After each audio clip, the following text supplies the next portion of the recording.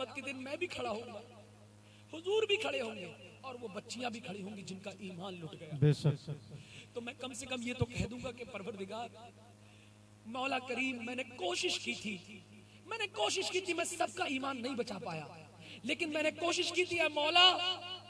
जैसे इब्राहीम अलैहिस्सलाम को आग में डाला गया तो वो मेंढक आग बुझाने की कोशिश कर रहा था, उसको पता था कि आग बुझ नहीं पाएगी, लेकिन उसकी नियत थी कि मेरा नाम आग लगाने वालों में नहीं, आग बुझाने वालों में आएगा। मेरी भी ये नियत है कि 1000 बच्चियों का ईमान नहीं बचेगा, लेकिन कुछ बच्चियों का तो ईमान बचेगा। अगर एक बच्ची बख्श गई तो बताइए वो जन्नत दिला देगी नहीं दिला देगी? तो मुझे पैसों की जरूरत है आपके पास पैसे? आपकी जेब में जितने पैसे हैं, आपका दिल जिस पे ना कसके, मतलब जिस पे ना कसके, चाहे 10 रुपए, चाहे 20 रुपए, चाहे 5 रुपए, कुछ ना हो तो सर पे आके हाथ रखें और दुआ दीजिए कि मैंने जो बीड़ा उठाया ये मेरा अपना जाती मामला नहीं है, जाती काम के लिए मेरे पास बहुत एनर्जी है। मैं चाहूं तो कितना पैसा इकट्ठा करके अपनी बिल्डिंग बना सकता हूं। मैंने अपनी बिल्डिंग के लिए पैसा नहीं मांगा, मैंने अपना घर बार के लिए नहीं, कारोबार के लिए नहीं, मैंने पैसा मांगा लोगों से तो अपनी बच्चियों की इज्जत के लिए पैसा मांगा। सुभान अल्लाह, बहुत खूब। स्कूल के लिए पैसा मांगा है। मुझे पैसा देने वाले बड़े बड़े बिजनेसमैन नहीं, ये मदरसे के तालिबे इल्मों ने पैसे दिए मुझे, मदरसे के पढ़ाने वालों ने पैसे दिए मुझे, मदरसे के अंदर रहने वालों ने, दाढ़ी वालों ने पैसे दिए, कॉलेज यूनिवर्सिटी पढ़ने वालों ने मुझे अभी तक पैसे ज्यादा नहीं दिए। मैं आप सबसे गुजारिश कर रहा हूँ कि एक भाई समझकर, एक बेटा समझकर मेरा साथ दीजिए। और जो लोग लेके नहीं आए हैं, मिसाल के तौर पे बहुत से लोग होंगे जो लेके नहीं आए हैं, तो वो ये ले जाएं मेरे साथ, इसको ले जाएं। ये इसमें 200 का नोट का कूपन है, 200 के नोट का कूपन है ये। इस कूपन में QR कोड दिया हुआ है। क्या दिया हुआ है?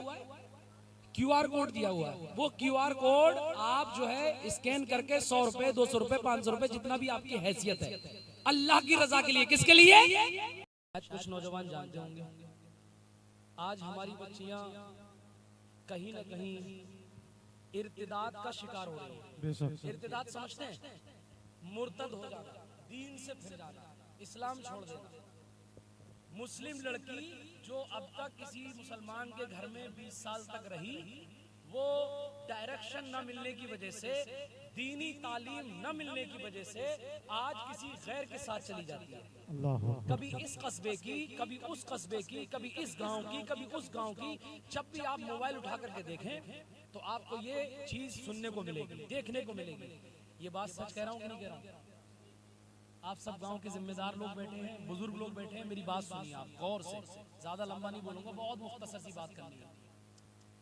ये बताइए, जो बच्ची जा रही है, पूरी नस्ल जा रही है, हम सब हव्वा की औलाद है, एक हव्वा से पूरी दुनिया बसी है। अब एक लड़की अगर काफिरा हो गई, एक लड़की ने अगर इस्लाम छोड़ा, तो आप मुझे बताइए उसकी आने वाली नस्लें भी, अल्लाह ना करे, सब काफिरी होंगी। जब वो काफिरा होगी तो उसकी आने वाली नस्लें भी काफिर पैदा होंगी। इसका खामियाजा किसे भुगतना पड़ेगा और इसका जिम्मेदार कौन है? और उनके ईमान बचाने की जिम्मेदारी किस पे है? ईमान का असल मुहाफिज तो अल्लाह है, असली ईमान की हिफाजत तो अल्लाह करेगा, लेकिन कम से कम ईमान बचाने की तो कोशिश करनी चाहिए। बताइए, कोशिश करनी चाहिए नहीं करनी चाहिए? आज मालूम है कितनी बच्चियां चली गई? ये सारी बातें स्टेज पे बताने की नहीं होती, लेकिन दिल रोता है। हम लोग बहुत झूमते हैं, देखिए अभी कितना झूम रहे थे हम लोग, लेकिन सच्चाई है हंसते हुए भी अच्छा नहीं लगता। मुसल्ले पे बैठे तो भूख निकलती है, रोना आता है।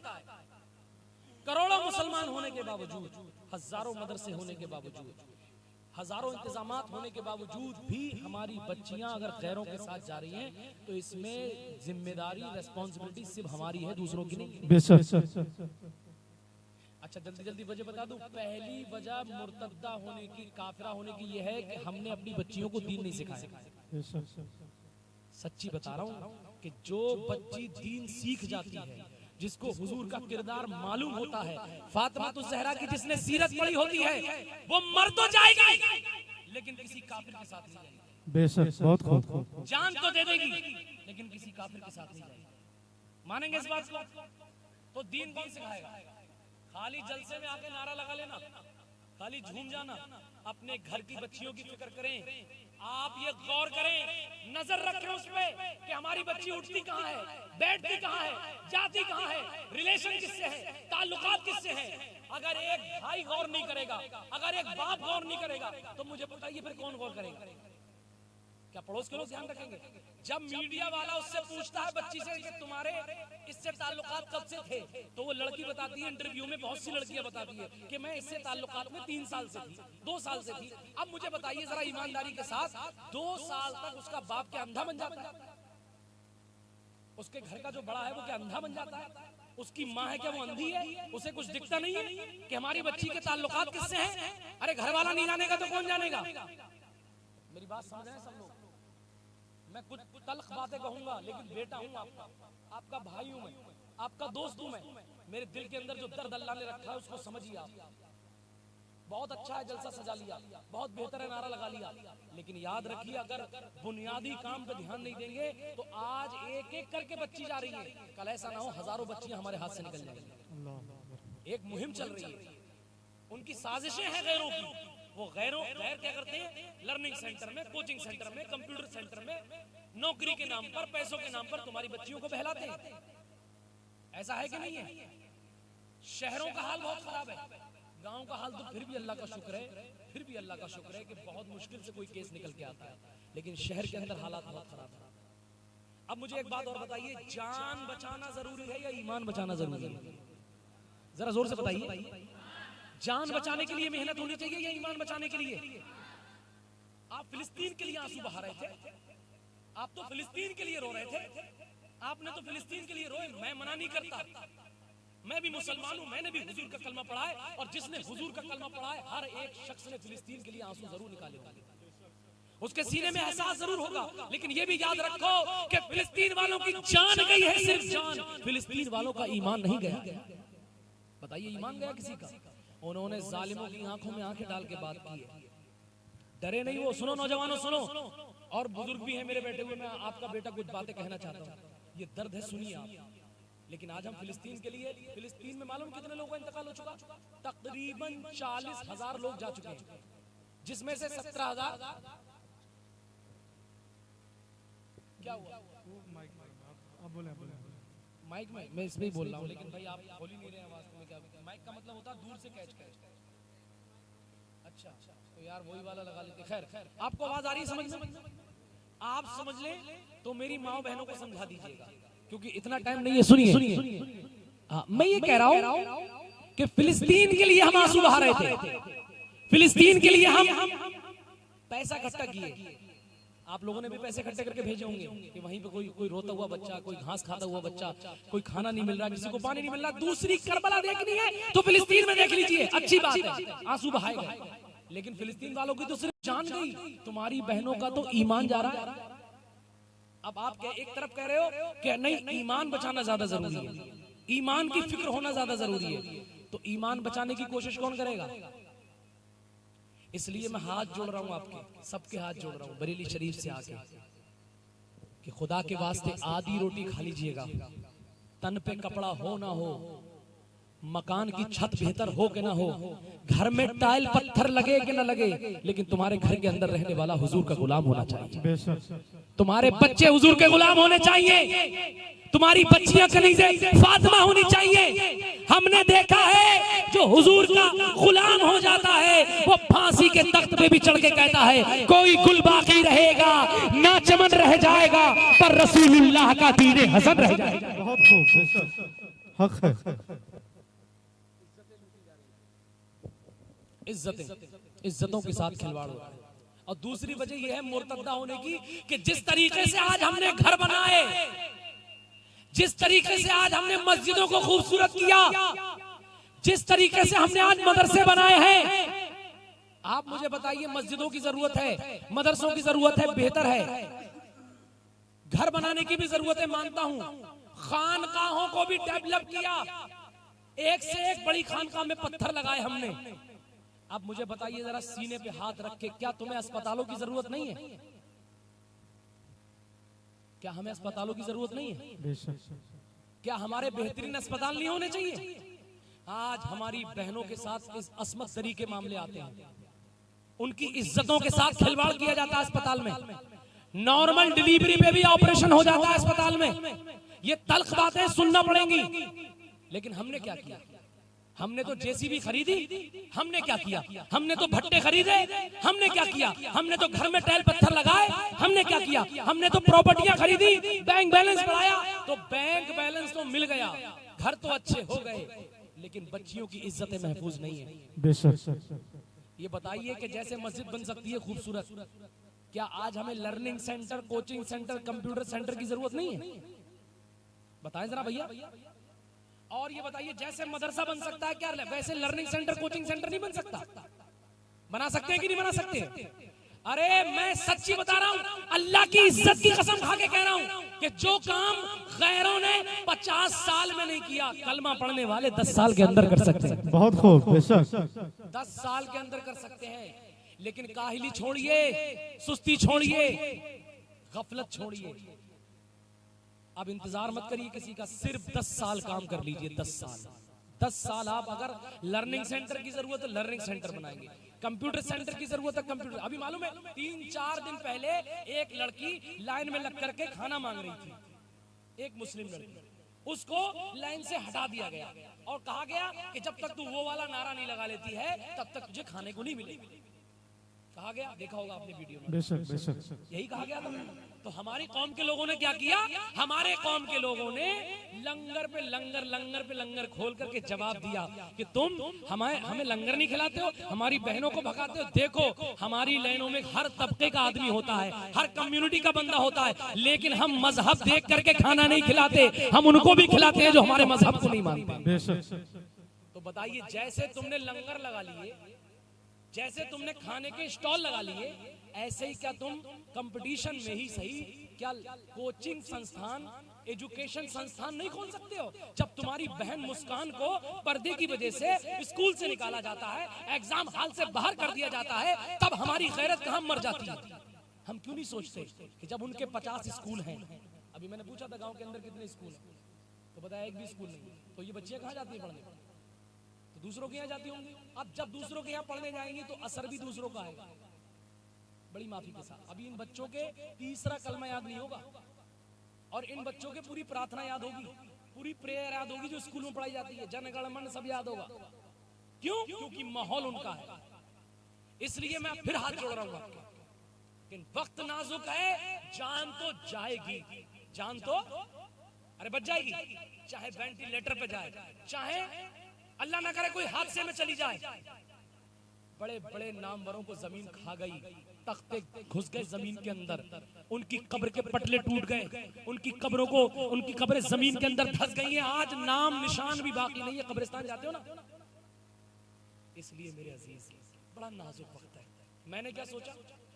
मैंने ये सोचा कि मैं मशहूर हो गया हूं, अल्हम्दुलिल्लाह मुझे अल्लाह ने मशहूर किया है।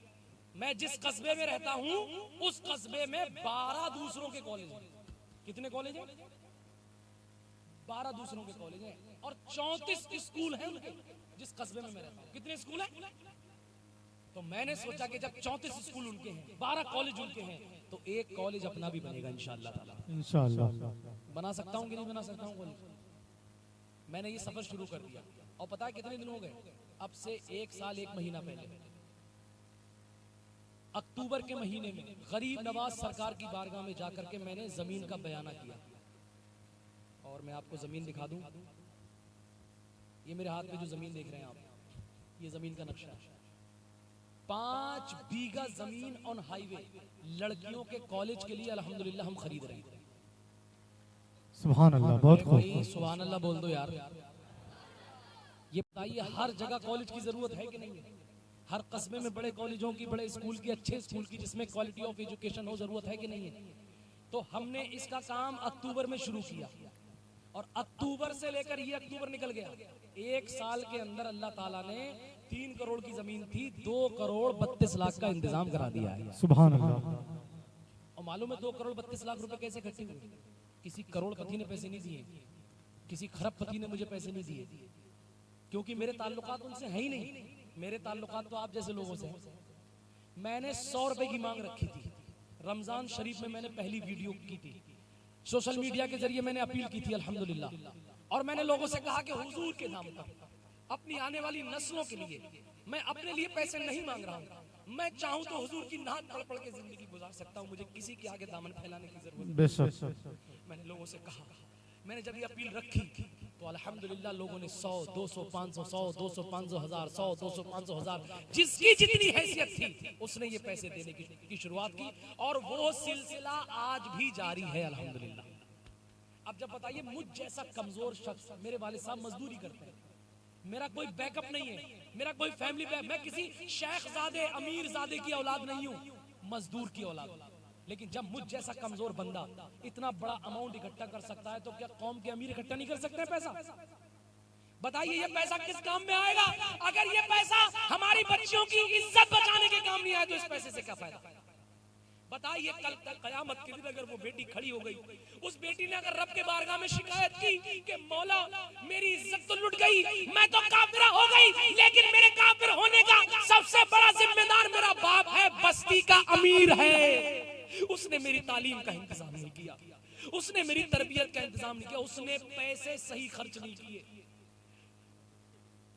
समझ रहे हैं आप? मैं दिल्ली गया रघुवीर नगर में, सुनो मेरी बात गौर से, मैं दिल्ली रघुवीर नगर में गया, मैंने कहा कोई है अल्लाह वाला ऐसा जो दिल से पैसे दे दे, 100, 200, 500, 1000 जो भी उसकी मर्जी हो।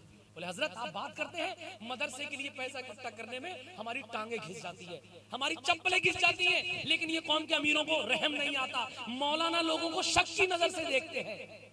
एक अमीरजादे के बारे में बताया कि उसने अपनी बच्ची की मंगनी 55 लाख रुपए में की थी। अल्लाह अकबर। बताइए ये रोने के दिन नहीं है?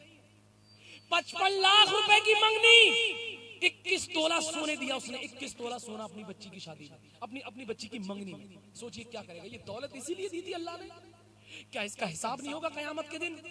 मुझसे मेरी शोहरत के बारे में पूछा जाएगा, मुझसे मेरे इज्जत और तकवे के बारे में, इस सब के बारे में पूछा जाएगा, और आपसे भी पूछा जाएगा। मेरा टारगेट है, मुझे 3 साल में कॉलेज बनाना है, 3 साल के अंदर मुझे कॉलेज बनाना है इंशाअल्लाह।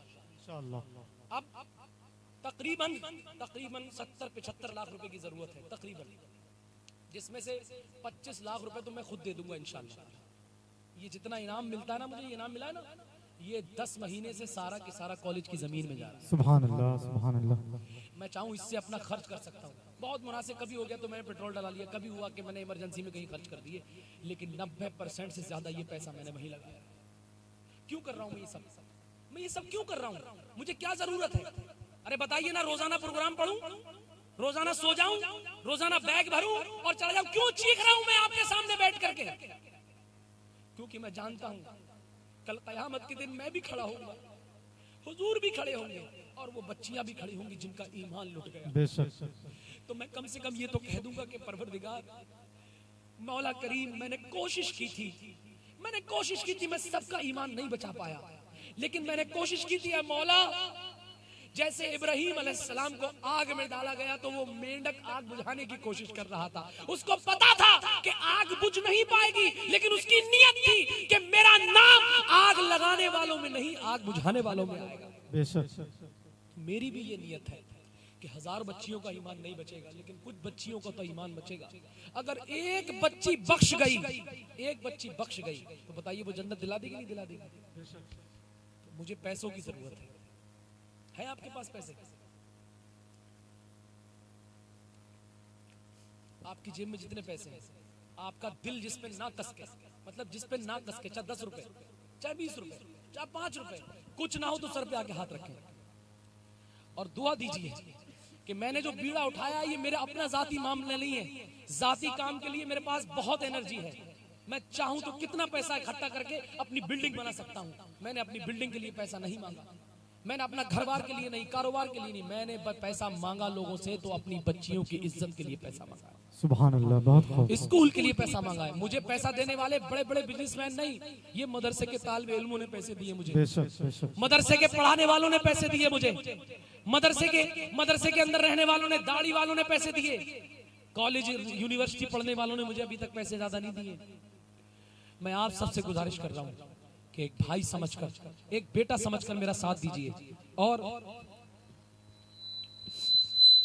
जो लोग लेके नहीं आए हैं, मिसाल के तौर पे बहुत से लोग होंगे जो लेके नहीं आए हैं, तो वो ये ले जाएं मेरे साथ, इसको ले जाएं। ये इसमें 200 का नोट का कूपन है, 200 के नोट का कूपन है ये।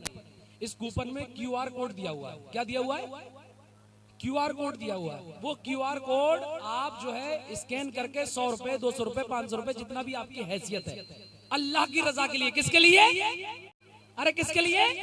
ये मैं किसके लिए मांग रहा हूँ? ये जल्दी से बांट दो, फटाफट बांट दो, ऐसे ही जाकर के जाइए, इसको बांट दीजिए। एक बंदा इस तरफ चले जाओ, एक बंदा इस तरफ चले जाओ, और जिसकी जेब में अभी है तो अभी ला करके दे दे। मैं कलमा शरीफ जरा बुलंद आवाज से, ला इलाहा इल्लल्लाहु, ला पढ़ो पढ़ो, ला इलाहा इल्लल्लाहु, ला इलाहा इल्लल्लाहु, ला इलाहा इल्लल्लाहु, ला इलाहा इल्लल्लाहु, ला इलाहा इल्लल्लाहु, ला इलाहा इल्लल्लाहु, ला। मेरी माँ बहनें सुन रही हैं, वो भी हिस्सा ले सकती हैं। मेरे कस्बे की बहनों ने मुझे झुमके, बुंदे, जेबरी, बिछिए सब दे दिए थे लाके। मेरी माँ बहनें सुन रही हैं, अगर चाहें तो वो भी हिस्सा ले सकती हैं। चाहे 5-5 रुपए से ले लो, लेकिन ले लो। ये जमीन कयामत तक रहेगी। कब तक रहेगी? कब तक रहेगी? तो सवाब भी कयामत तक मिलेगा, सवाब भी कयामत तक मिलेगा। इसलिए मुझे मायूस मत भेजिएगा। आपके पास कुछ नहीं है तो सर पे हाथ रखिएगा, मैंने बता दुआ दे देना कि मौलाना साहब आप बड़ा काम कर रहे हैं, कोशिश करिएगा। मैं बड़ा गुनहगार शख्स हूँ, बड़ा सियाकार शख्स हूँ, लेकिन कम से कम एक जिंदगी से काम हो जाएगा। एक कॉलेज नहीं बनेगा, आने वाले वक्त में हर जगह कॉलेज बनेंगे इंशाअल्लाह ताला। अब मुसलमान सोएगा नहीं, जागेगा अपनी बच्चियों के लिए। जरा बुलंद आवाज से, ला इलाहा इल्लल्लाह, ला इलाहा